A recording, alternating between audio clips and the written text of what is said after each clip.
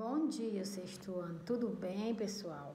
Hoje nossa aula é de ciências. Nós vamos aprender um pouco mais sobre fósseis. E aí, gente, o que são e como se formam os fósseis? Vejamos. Fósseis são restos ou vestígios de animais e vegetais preservados em rochas. Restos são partes de animal, ou seja, exemplo, ossos, dentes, escama ou planta. Por exemplo, troncos é um exemplo de fóssil também. E vestígios são evidências de sua existência ou de suas atividades. Por exemplo, pegadas.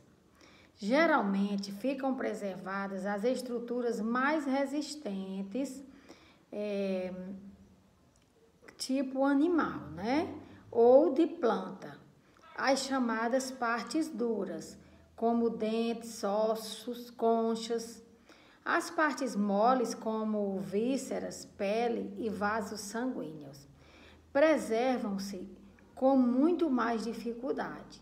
Pode ocorrer também o caso ainda mais raro de ficarem preservados tanto as partes duras quanto as moles, como no caso de mamutes lanudos que foram encontrados intactos no gelo e de alguns insetos que fossilizam em âmbar. Considera-se fóssil aquele ser vivo que viveu há mais de 11 mil anos, ou seja, antes do Holoceno, que é a época geológica atual. Restos ou evidências antigas, mas com menos de 11 mil anos, como as sambaquis, são classificados como subfósseis. Já a paleontologia, o estudo dos fósseis, divide-se em paleozoologia, que é o estudo dos fósseis animais, e paleobotânica, que é o estudo dos fósseis vegetais, e paleoicnologia, melhor falando para vocês entenderem, paleoiquinologia, que é o estudo dos icnofósseis, estruturas resultantes das atividades dos seres vivos, como pegadas, sulcos, perfurações ou escavações. A paleobiologia é o ramo da paleontologia que estuda os fósseis e suas relações dentro da biosfera, e a paleopalinologia estuda os pólens e esporos. A fossilização resulta da ação combinada de processos físicos, químicos e biológicos, certo? Para que ocorra, ou seja, para que a natural decomposição e desaparecimento do ser que morreu seja interrompido e haja preservação, são necessárias algumas condições, como rápido soterramento e ausência de ação bacteriana, que é a responsável pela decomposição dos tecidos. Também influenciam na formação dos fósseis o modo de vida do animal e a composição química de seu esqueleto. Entre os restos animais passíveis de preservação, incluem-se as estruturas formadas de sílica, que é o que é isso? Óxido de silício, como as espículas das esponjas, a calcita, o que é isso? Carbonato de cálcio, como as conchas de muitos moluscos e os corais. A quitina, substância que forma o esqueleto dos insetos, e a celulose encontrada na madeira. Então, gente, é interessante observar que folhas, caules, sementes e pólens podem ser preservados, mas normalmente não aparecem juntos. Então, a fossilização pode dar-se de diferentes modos. Incrustação, que é isso? Ocorre quando substâncias trazidas pelas águas que se infiltram no subsolo depositam-se em torno do animal ou planta, revestindo-o. Ocorre, por exemplo, em animais que morreram no interior de cavernas. Dos materiais que se depositam, os mais comuns são calcita, pirita, limonita e sílica. Os famosos peixes fósseis da Chapada do Araripe parecem ter se formado dessa maneira. Morto o animal, ele foi para o fundo do mar e, ao começar a se decompor, passou a liberar amônia. Essa gerou um ambiente alcalino em torno dos restos, promovendo a precipitação de bicarbonato de cálcio. Isso explica por que as congressões hoje encontradas têm sempre forma e tamanho semelhantes aos do animal ou grupo de animais recobertos. E permineralização bastante frequente ocorre quando substâncias minerais são depositadas em cavidades existentes em ossos e troncos, por exemplo. É assim que se forma a madeira petrificada, certo? Recristalização é o rearranjo da estrutura cristalina de um mineral, dando-lhe mais estabilidade.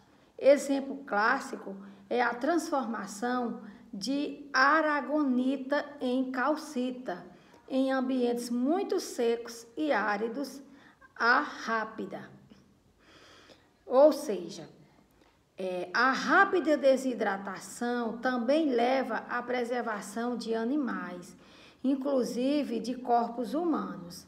Chama-se isso de mumificação. Então, existe uma foto que mostra uma mulher mumificada em ambiente desértico. Esse desenho é o deserto de Atacama, no Chile. A carbonificação ou incarbonização ocorre quando há perda de substâncias voláteis, que é isso, oxigênio, hidrogênio e nitrogênio, principalmente, restando uma película de carbono.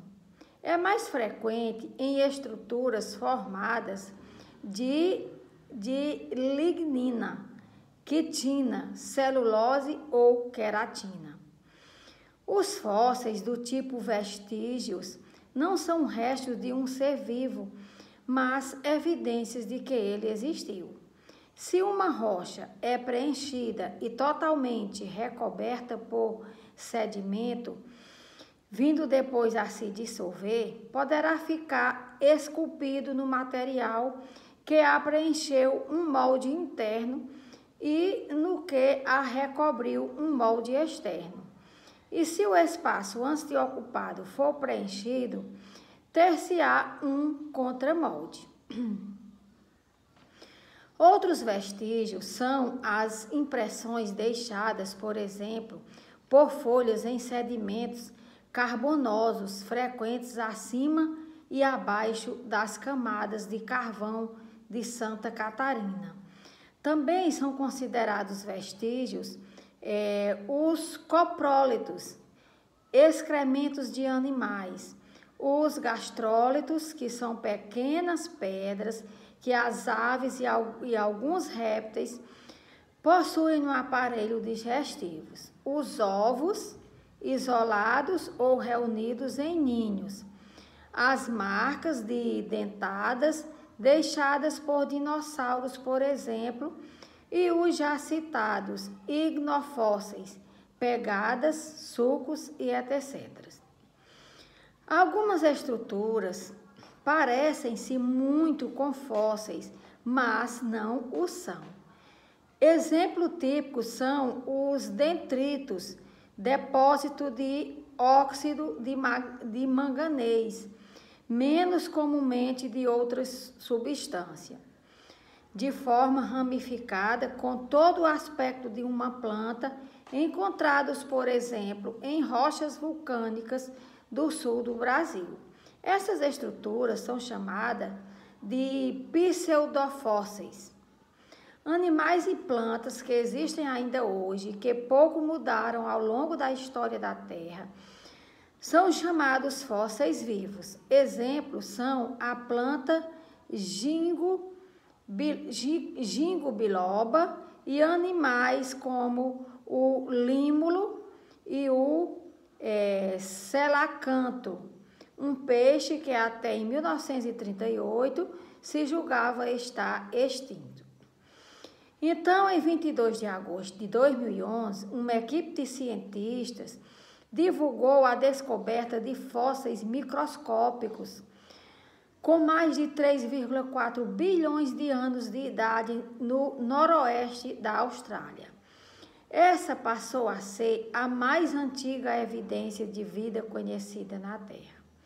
A pesquisa foi realizada na área de Streley Pool, na região de Pilbara, pela Universidade da Austrália Ocidental e pela Universidade de Oxford, Reino Unido. Os fósseis estudados são bactérias que precisam de sulfeto para sobreviver. Eles foram descobertos entre grãos de areia em uma rocha sedimentar e, segundo David Weissey, da Universidade da Austrália Ocidental, são a primeira evidência de micro-organismos que usam sulfeto em seu metabolismo. A existência desses micro-organismos, porém especificamente durante a transição de um mundo não biológico para um biológico, já havia sido prevista.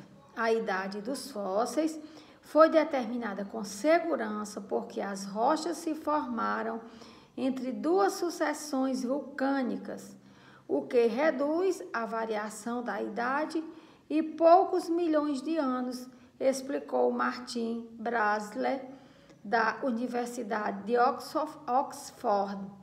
Ele informou também que essas bactérias são comuns atualmente, sendo encontradas em fontes termais ou outros locais com pouco oxigênio.